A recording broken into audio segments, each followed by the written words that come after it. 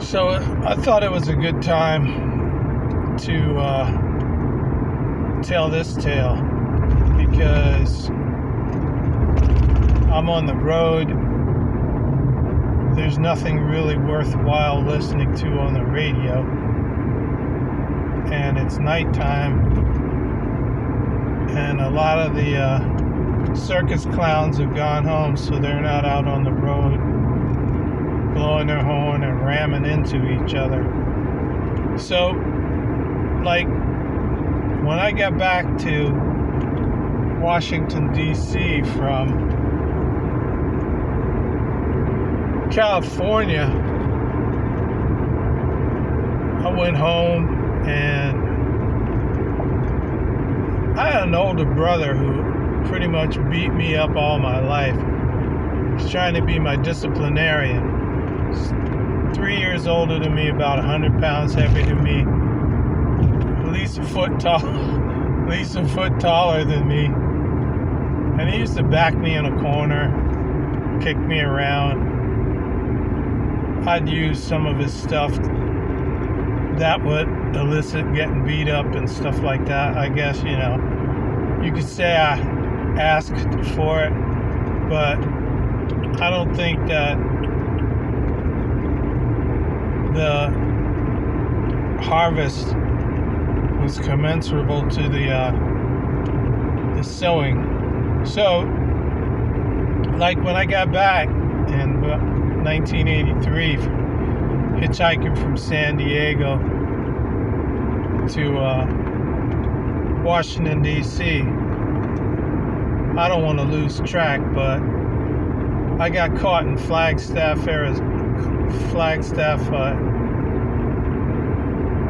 in Arizona, I believe. Remember, I live with an exacerbated near-fatal head injury, permanent partial disability. So, I think it's either Colorado, Flagstaff, but I think it's Arizona, Flagstaff. But I was 7,000 feet above sea level in a blizzard hitchhiking, and a trucker made a U-turn, came back and picked me up. I was coming down the hill. Let me sleep in his bunk and everything. Ended up in Oklahoma someplace. And so when I got back to D.C., I went back to the house, and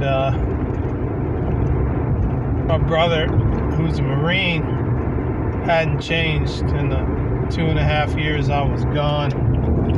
And so he started right in on me, kicking me around and stuff like that. My mom couldn't take it anymore. I was about 25, so she decided she was gonna. She had grown up with two brothers who did that. My uncle Vincent and my uncle Joe fought their entire lives. Pretty much made them so they couldn't stand each other. Once they became adults, one joined the army, and the other was so intelligent that it pretty much drove him crazy. I guess from what he saw. Him and I used to play chess when I was about 9 years old, my Uncle Vincent. And he's a very eloquent speaker, very well-mannered, very methodical in his movements. Wasn't a fast mover, he moved very deliberately. And so my mom grew up with those two fighting all the time. So she couldn't take my brother and I fighting, so she kind of left. So I went and got my first apartment in the Woodner on 16th Street in Washington, D.C., 12th floor overlooking the Rock Creek Park. And what prompted me to tell this story is that as time went on and I led sort of like heathen lifestyle, girlfriends in and out, friends in and out, spending money, going out, stuff like that. Going to clubs and working at retail stores in Georgetown, spending money on a decent wardrobe, more than decent. I was always dressed to the nines going out. I had a white summer tux and regular tux, 2 or 3 regular tux. So I was going out to a lot of clubs, not really getting drunk, but getting nice, and working at clothing stores and eating at restaurants a lot in Georgetown. I met a lady that was captain's daughter, and her and I started a relationship, and I lost my condo due to just, I'm sorry, not a condo, it was efficiency in the Woodner. I lost it due to mismanaging my finances, so I ended up moving in with her, and we were together almost 6 years. I was driving limousines for a job and still doing storefront signs and windows and things like that. And what ended up happening is that I ran into this kid, man, one of the dumbest people I've ever met. I believed in him for a while because he was so full of life. And I was going into my 30s. He was like in his 20s. And this guy talked me into, like, I'd always believed in God, and I was raised Roman Catholic, and I am coming up to what prompted me to start this story. There's a lot more detail, but I'm skipping over it for the sake of not losing the point. And the point is that, you know, believers, Bible bashers, Christians, whatever you want to call them, you know, there's 3,000 sects that use that name, Christian, when they were abused. The apostles were abused using that name because it was relative to Christ, and they were first called that in Antioch, and then I think Agrippa was talking to Paul during a trial and said that Paul's testimony almost convinced him to become a Christian because of the fact that they started calling the disciples that, but the disciples never called themselves that. They called them believers, saints, pastors, teachers, apostles, disciples, believers, brethren, things like that. But they started getting this name used on them. And so I was living with my girlfriend, and I asked her to marry me several times. She said no, and I wondered what I was in the relationship for. I mean, I wanted to marry her, and she was my only. I wasn't really seeing anybody else. I guess I was too honest with her, and sometimes I bothered her. But I ran into this kid who was going to all these quote-unquote Christian events, and those were some of the most disturbing people I'd ever met in my life, the quote-unquote Christians, because so many people use that name, but they don't get along. Seventh-day Adventists, Jehovah's Witnesses, the Mormons, which are calling themselves Latter-day Saints. I mean, I don't know if there's a middle-day saints and a former-day saints or anything, but saints are saints. Baptist, Presbyterian, you name it. They don't get along. They all got different Christs. And I tried going to each one of them and figured it out, but I never was treated like I belonged. So I had a hard time. I remember on the road on the way back. I was absolutely exhausted. The only clothes I had were the clothes on my back. I was wearing Chinese slippers, some black kung fu pants, and a long, down to my ankles, gauze Indian robe. That was it. I think I had a little pack with me or something. But I went to this quote-unquote church, and I fell asleep in the bathroom on the floor. And this guy came in and he said, what are you doing? I told him I was homeless, hitchhiking from San Diego to Washington, D.C.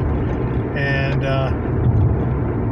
he said, why don't you stick around? We're going to do a baptism tonight. There's going to be food. We're going to have a meeting and all this stuff. And I said, cool, I'll stick around. So I fell asleep in one of their pews, and ended up, he came back half hour later with two police officers and told me they didn't want to prosecute me, but they wanted me off the property. So the guy basically lied to me and almost got me arrested. And that wasn't the first time. When I was sleeping in San Diego, I remember I was sleeping out in the parking lot in this Roman Catholic, quote-unquote, Christian place. And the priest came out and gave me a wool blanket to sleep on the street with. So, I mean, that was better than nothing, right? Snowing. I'm sure that a wool blanket would keep me dry and warm in the snow. So there was that. Then I had this other pastor baptize me in the Pacific Ocean, and I had no end of run-ins with people that use that moniker. But this guy, I took on his agenda,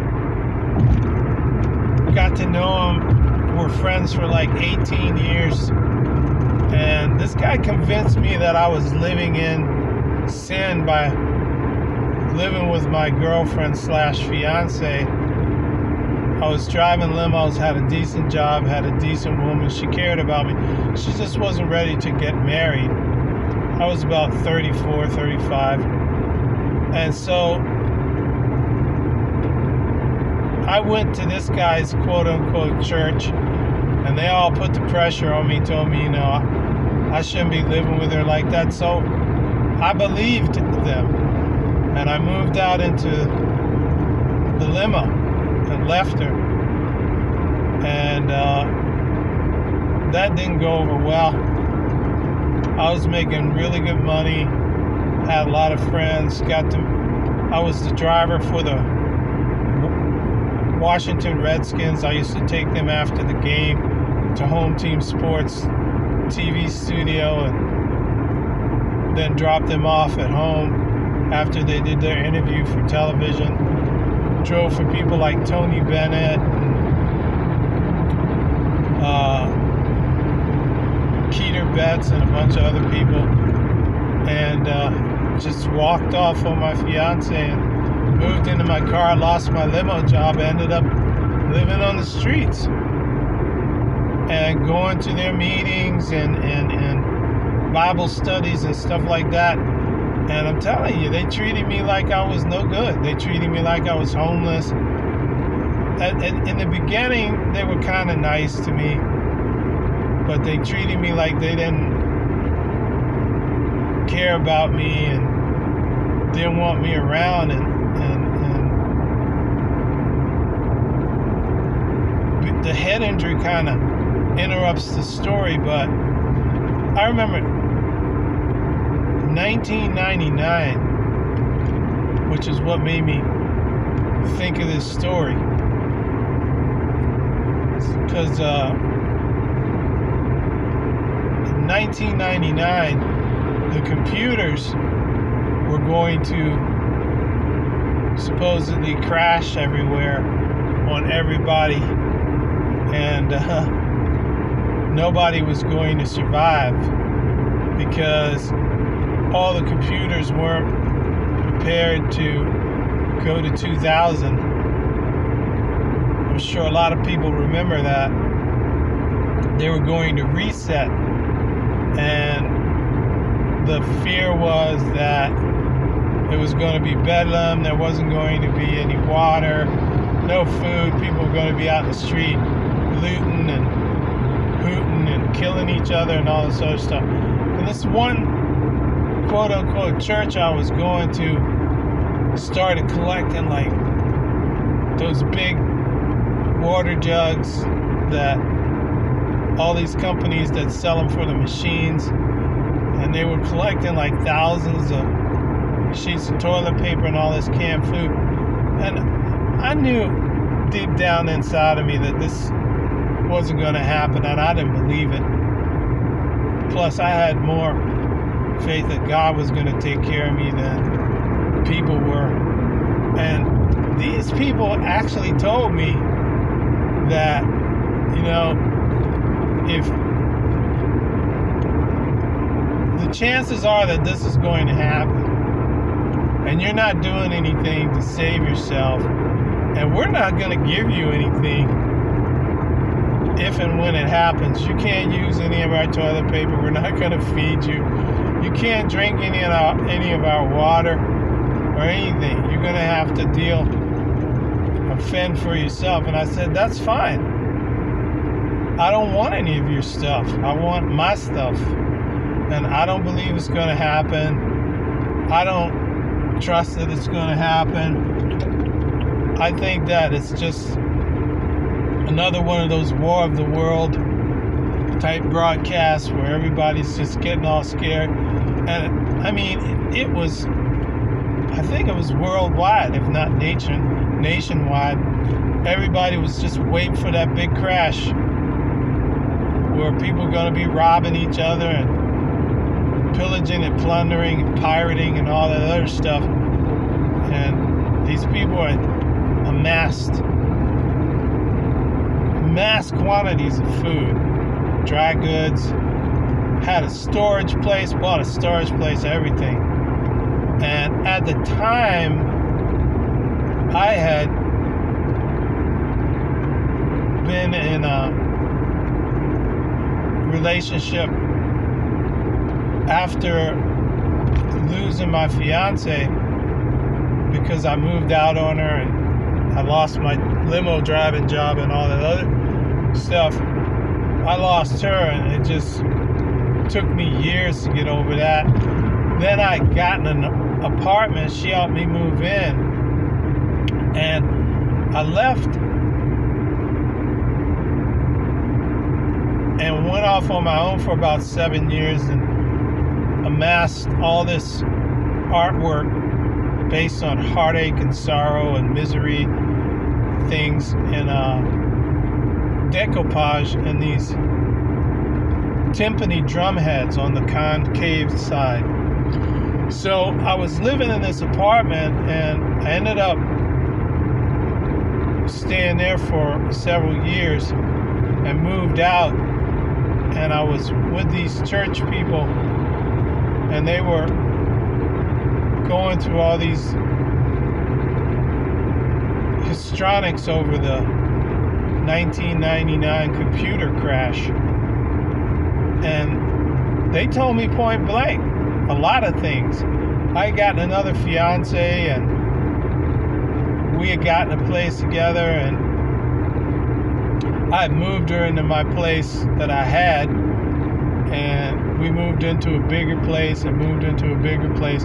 Then I suffered a work-related injury that caused me a concussion, TMJ, spinal damage, all this other stuff. She up and left me, so that's how I ended up in the street again, because she just moved out on me after we got a townhouse. It took both of our salaries to maintain, and I was going to this quote-unquote church with all these people, and they were preparing for 1999, and she up and left me in 98. So I was back in the street, and at one point was sleeping on one of the assistant pastor's floors when his rebellious daughter-in-law invited me in the house because nobody else wanted to help me out. I was bleeding from the ear and my neck was shaped like a snake. All this other stuff had TMJ, had constant headaches. Plus, I was crushed because my fiance walked off and left me homeless due to the accident. Moved down to Norfolk, Virginia. So I got along with the kids better than I did the adults. So I would hang out with the kids, and somehow the adults thought that was strange when Jesus himself said, don't refuse the little children and suffer the little children to come unto me, for such is of the kingdom of heaven.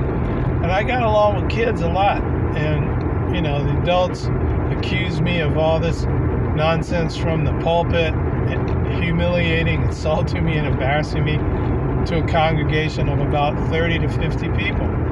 Then they're telling me, well, if this thing happens and the computers crash, we're not giving you anything. We're not giving you any food. You're not getting it because you're not preparing for it. I said, that's fine. I don't want your stuff. I don't need your stuff. I'll be just fine, And, this is supposed to be loving, considered brotherhood, sisterhood, family, so on and so forth. And during that time, homeless, I must have got kicked out of at least 35 different congregations for asking questions. Covenant Life Church, and this guy named Charlie Updike had a place. Something Baptist Church. Fishnet Ministries wouldn't let me in their summer concert series program, even though I offered to work in exchange for admission. They turned me away at the gate. I got abused, misused, condemned, and just treated like garbage by so many quote-unquote churches, congregations, Christians. It was unbelievable. Some of the most condescending, abusive, indifferent, merciless people I'd ever run across. When I started getting into Renaissance festivals and stuff like that, I had pagans offering me a place to live, jobs. I had pagans giving me jobs doing landscaping when I was living up under the bridges. I had people that didn't profess Christ, didn't go to church, offer me to sleep on their sofa. I'd give them $200 a month or something. They were doing drugs and stuff in front of me. I was like, I gotta get out of here. I had alcoholics let me live, wanting me to live with them. And I go to these quote-unquote church places with these church people. Everybody knew I was homeless. I spent winter after winter sleeping in my car. Greg Zetz, CJ Mahaney. That guy beat me up, shoved me up against the wall, was smacking me in the head, poking me in the chest, pushing me up, backing me up against the wall, wouldn't let me get out of the wall, off the wall, saying, oh, I hope so, pal. I told him God put it on my heart to come and talk to him and forgive him for the first time he abused me. Went to his place to go to quote-unquote church.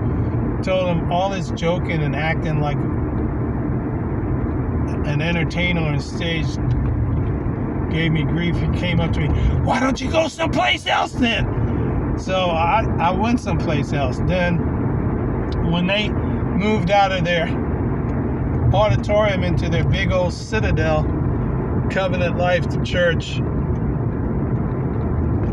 walked up to the guy one day, told him that, God had put upon my heart to make up with him. And he's like, call me fella, buddy, pal. You think I'm going to believe what you're saying because you say God told you to tell me. Dude starts swatting me in the head, shoving me up against the wall, pushing me back when I try to move out of the way, telling me who do I think I am. And I said, look, I'm just trying to make up with you, man, but it's obvious, you don't care to. And I said, look, I'm not trying to be disruptive. And he's like, oh, you better not, pal. You better not, buddy. You better not be trying to do anything. And I'm like, what? Why are you hitting me? Why don't you stop? And the guy said, look, I'm going to leave now. I'm not going to talk to you anymore. I'm going to turn around and I'm going to walk away from you. And you better leave me alone. And I'm like, this is a pastor. And he's like bragging. He's like a pastor over 12 churches. And I'm nobody. And I'm like, I know I'm nobody. I'm homeless. I live in the street. But I've been in your God squad and you're alpha, in your alpha group. And I just wanted to come up and make up with you, but it's obvious that, you're this powerful individual. I mean, this is the way this quote-unquote Christian community treated me. It was unbelievable. I was abused. I was condescended to. This guy beat me up, assaulted and battered me. I'm sleeping in the front seat of a car. Got no friends. My friends are turning on me because, I'm asking these guys, doesn't the Bible say this? Then why are you doing this? And so, I would get thrown out of congregation after congregation until, everybody just walked off. And so, I got talked out of living with my fiance because my first one, because I'm living in sin. And the second one walks off and leaves me homeless and injured in the street. And I got all these people that are supposed to be my brothers and my sisters and my friends and all this other stuff, family. And they just walk off and leave me. So I ended up in the pagan community, sleeping over drunks' houses, people who got black mold in their bathroom and stuff. And I'd clean their house, clean their bathroom, ended up getting jobs and living, bought an SUV, lived in the back of that for about 9 years, and befriended people who really were supposedly the bane of society, but treated me better than any church building that I've ever been to in my life. And what prompted me was to tell the story was these people who basically telling me they're not going to give me anything. They're going to let me starve to death when and if the year 2000 hits, because I don't have anything. I'm not rushing around like a chicken with its head off, putting together all this stuff to survive the apocalypse.